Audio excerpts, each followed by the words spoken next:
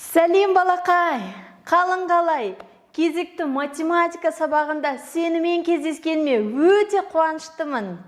Ал кәнекей, онда біз бүгінгі сабағымызды бастаймыз. Бастамас бұрын әдеттегідей кітабыңды, дәптеріңді, барлық құрал жабдықтарын дайындап ала ғой. Бүгінгі тақырыбымыз алдыңғы тақырыптарға ұқсас және қайталау ретінде жүреді. Бірақ сонымен қатар біз 102 көбейту 3, 306 бөлу 4 деген көбейту және бөлу алгоритмдерін үйрететін боламын.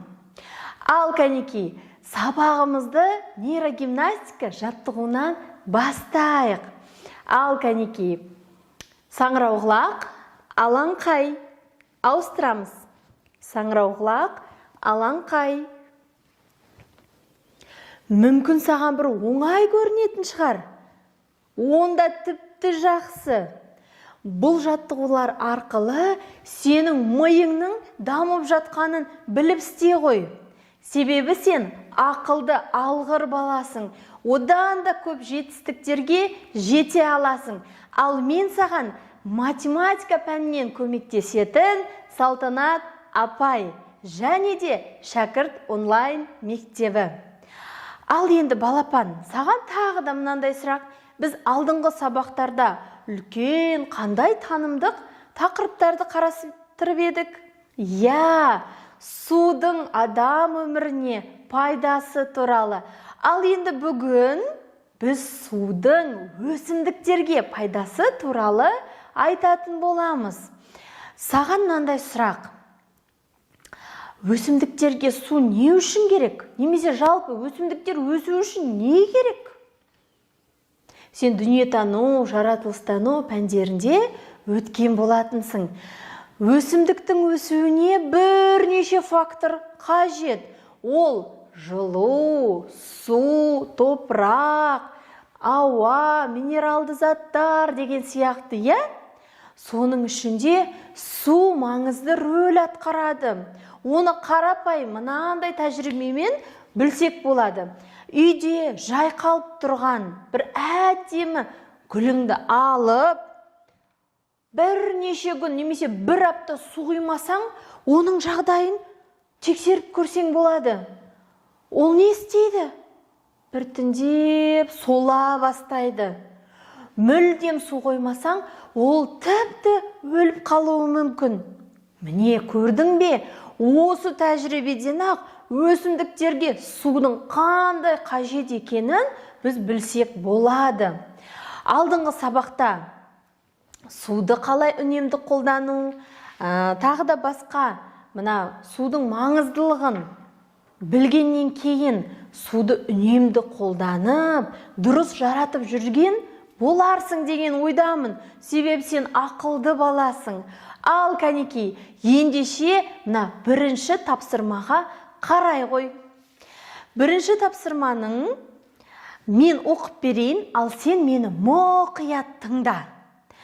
Мына суретте көрсетілген неше түрлі жайқалып тұрған гүлдердің ортасында 2 таңбалы, 3 таңбалы сандар бар. Енді осы 2 таңбалы, 3 таңбалы сандарды біз мынадай бағандарға бөлуіміз керек. Бірінші бағаны 7 жүздіктен басталатын сандар. Екінші бағаны 43 ондығы бар сандар. Және үшіншісі осы 2 топқа кірмейтін қалған сандар деп 3-ке бөлуіміз қажет. Ал стопқа қойып, осы тапсырманы дәптеріңді ашып, күн ретін жазып, орындай қой. Тапсырманы орындап біткен шығарсың деген үміттемін.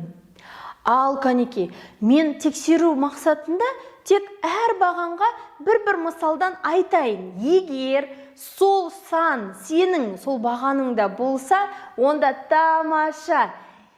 Ал енді бірінші бағанда мысалы 7 жүздігі бар сан дейді. Мысалы, ол 708 деген сан бірінші бағаныңда бар ма? Керемет. Екінші 43 ондығы дейді. Ол мысалы 343 деген сан екінші бағаныңда бар ма? Тамаша. Онда үшінші осы екі бағанға да жатпайтын сан ол мысалы 430.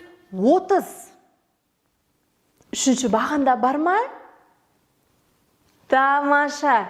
Егер осы сандар, менің айтқан сандарым сол бағаныңда тұрса, яғни сен дұрыс орындадың деген сөз.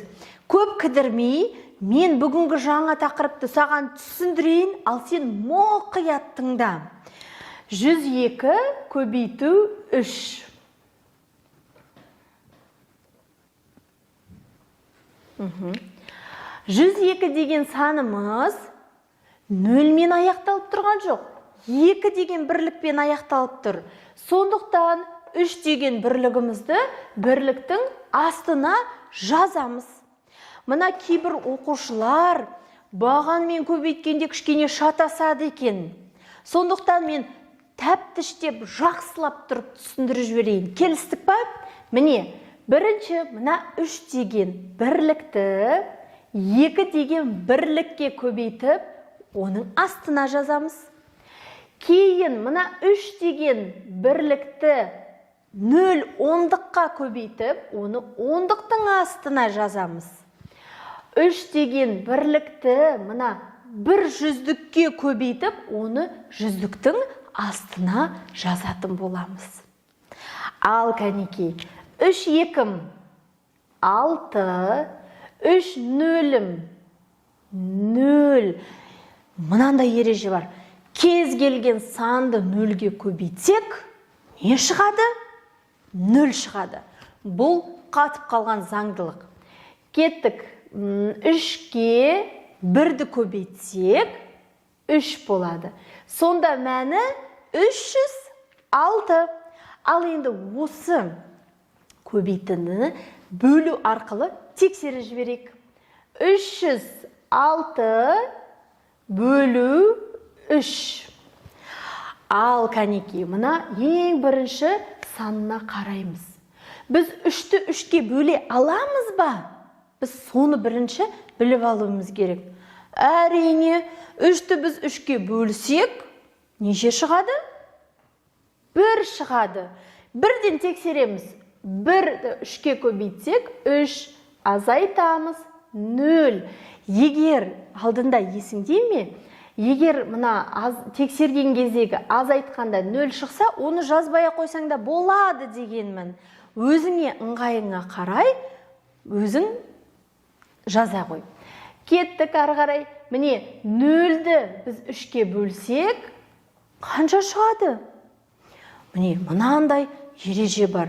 0-ді кез келген санға бөлсек, 0 шығады. Сондықтан мен 0-ді жазам. 0-ді 3-ке көбейтсем, 0, азайтамын 0. Астына 6-ны түсіреміз енді 6 бірлікті. 6-ны 3-ке бөлсек, неше шығады? Немесе мынандай сұрақ қояйын. 3-ті қандай санға көбейткенде 6 шығады? 2, дұрыс айтасың. 2 3-ім 6, азайтамыз 0. Сонда мәні неше шықты? 102. Ал енді балақай, мен саған математиканы жеңілдетем деп басында сөз бердім ғой? Бердім. Ал енді мына бөлуде, мына ортасында 0-ді 3-ке бөлген кезде біз қатып қалған заңдылық бар, білеміз. 0-ді 3-ке бөлген кезде 0. Сондықтан мына тұсын жазбай қойсаң болады. Себебі сен автоматты түрде 0-ді 3-ке бөлгенде 0 екенін білесің. Бұл сенің уақытыңды үнемдейді. Себебі математиктар олар уақытқа, яғни тез шығару және оңай жолымен шығарған кезде ол көп есептер шығара алады. Міне, біздің бүгінгі өтетін тақырыбымыз осы. Ал енді сен менің айтқанымды қаншалықты түсіндің? Оны мен Мына кітаптарыңдағы 10-шы беттегі 3-ші тапсырмада тексеруім керек. Өздерің номері 3 деп жазып, астына баған түрінде көбейтуді және бөлуді орындай қой. Есіңе саламын, көбейтуді біз немен тексереміз?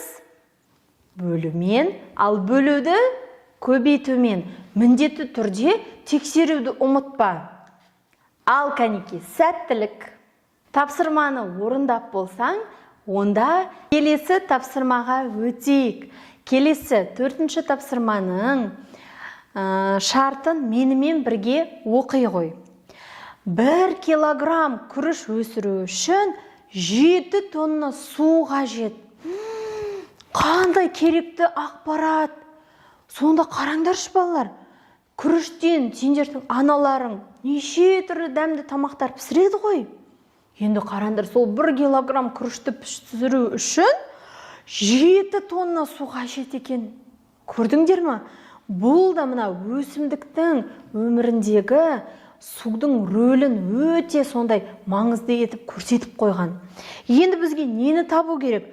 100 килограмм күріш өсіру үшін неше тонна су қажет екенін табуымыз керек. Ал кәнеки, А нұсқасын екеуміз бірге шығарайық.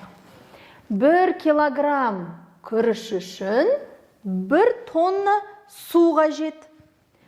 Енді 100 килограмм күріш өсіру үшін неше тонна су қажет деп бізден сұрап тұр.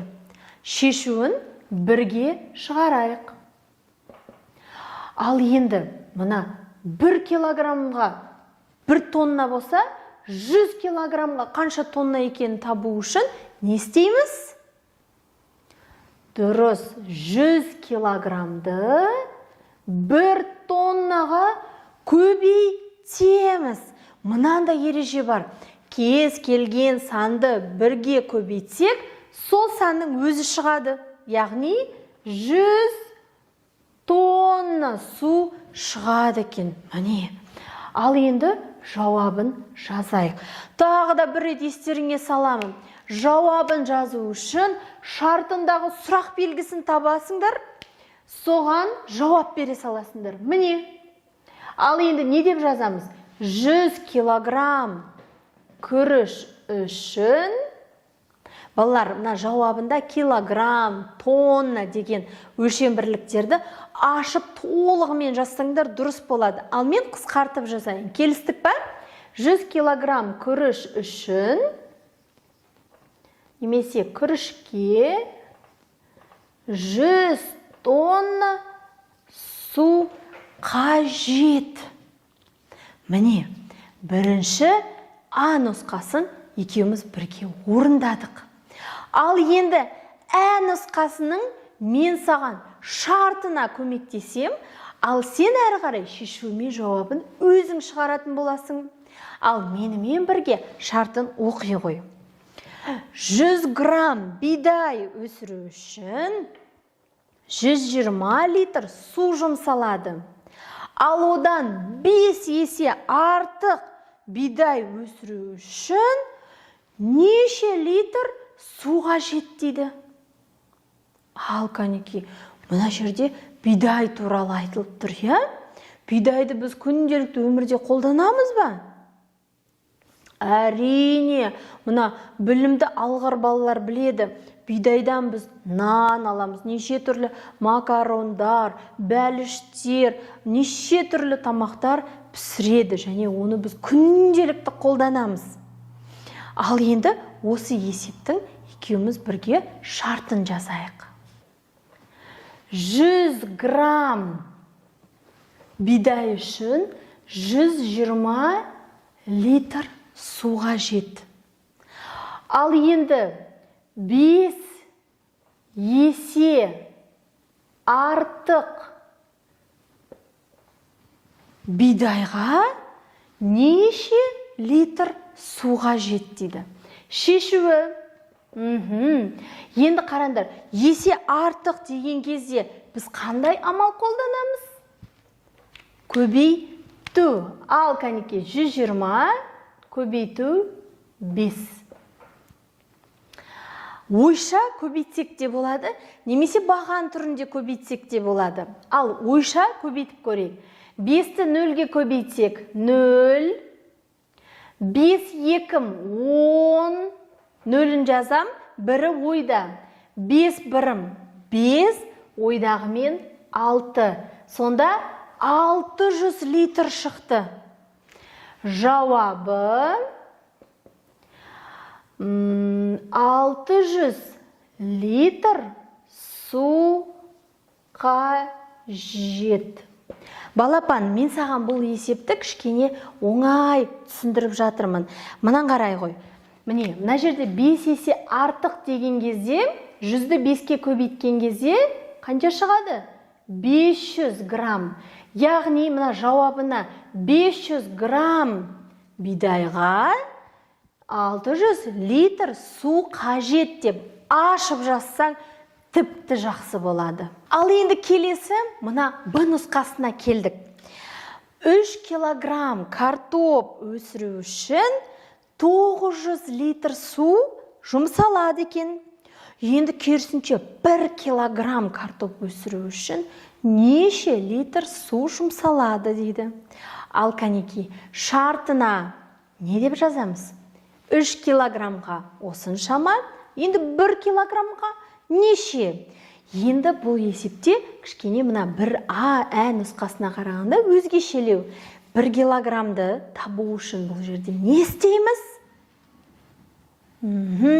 Бөлу амалын қолданамыз. Шешу жауабын өзің шығара ғой. Ал енді келесі тапсырма, мына 5-ші тапсырмаға саусағыңды қойып, менімен бірге оқи ғой. Суретте жер телімінің мынандай планы берілген. Қожайын оның боялған жеріне орам жапырақ отырғызбақшы болды. Бір орам жапырақты өсіру үшін орташа 101 литр су жұмсалады. Егер 1 метр квадрат жерге 2 орам жапырақтан отырғызатын болса, онда жер телімінің боялған бөлігіне неше литр су қажет деп сұрап тұр. Ал ендеше балалар, бұл есепті шығармас бұрын, біз мұна боялған жердің ауданын тауып алуымыз керек. Ол үшін мұқият қарай ғой. Міне, жер телімінің ұзындығы 7 метр, ені 6 метр екен. Және де мына бөліктері қанша метр екендігі көрсетіліп қойған. Ал енді қараңдар, мына бірінші ұзындығынан мына бөлікті алып тастасақ, боялған жеріміздің несі шығады? Бір қабырғасы шығады. 7-ден 5-ті азайтқан кезде 2 метр шығады. Ал енді керісінше мына енінен мына бөлікті алып тастасақ, бізде мына боялған бөліктің бір бөлігі шығады. 6-дан 4-ті азайтқанда 2 метр. 2-де 2 деген шаршы шықты бізде. Ал енді балапан, мына 2 метрді 2-ге көбейтіп, оның несін тауып аламыз? Ауданын тауып аламыз. Ауданның табу керек формуласы міне S тең А көбейту А. Шаршының тек бір-ақ қабырғасы белгісі болса, бізге жеткілікті, себебі оның барлық қабырғаларының ұзындығы бірдей. Ал енді қоямыз орнына 2 метрді 2 метрға көбейтсек, сонда 4 метр квадрат шығады. Ал енді не деп тұр? 1 метр квадратқа, міне жақсылап тұрып мына жерге жазам, ал сен осы міне керекті нәрсені көшіріп ал. 1 метр квадратқа 101 литр су кетеді. Ал 4 метр квадратқа неше литр суға жетті? Не істейміз? Мұна 101 литрді 4 метр квадратқа көбейте саламыз. Ал кәнеке ойша көбейтіп көрші. 101 көбейту 4. Қанша литр шықты? Кәнеке ойлана ғой. 404 литр. Тамаша. Яғни қожайын өзінің мына боялған жер теліміне орам жапырақты өсіру үшін оған 404 литр су қажет. Ал енді бұл бір орам жапырақ екен, балалар. Ал енді осындай 2 орам жапырақты табу үшін біз мына 404 литрді көбейтеміз 2-ге. Сонда 808 литр болады. Міне, мүмкін саған бұл есеп кішкене қиындау шығар. Егер әлі де түсінбей қиындау болып жатса, осы видеоны тағы да кішкене артқа апарып, тағы да бір рет көріп шыға ғой, балапан. Келістік па? Тамаша. Ендеше мен алдыңғы сабақтарда ғажайып алаңды бергем, есіңде болса. Ең соңғы ғажайып алаңда 7 жарғының авторы кім деген сұраққа қойғам, есіңде ме?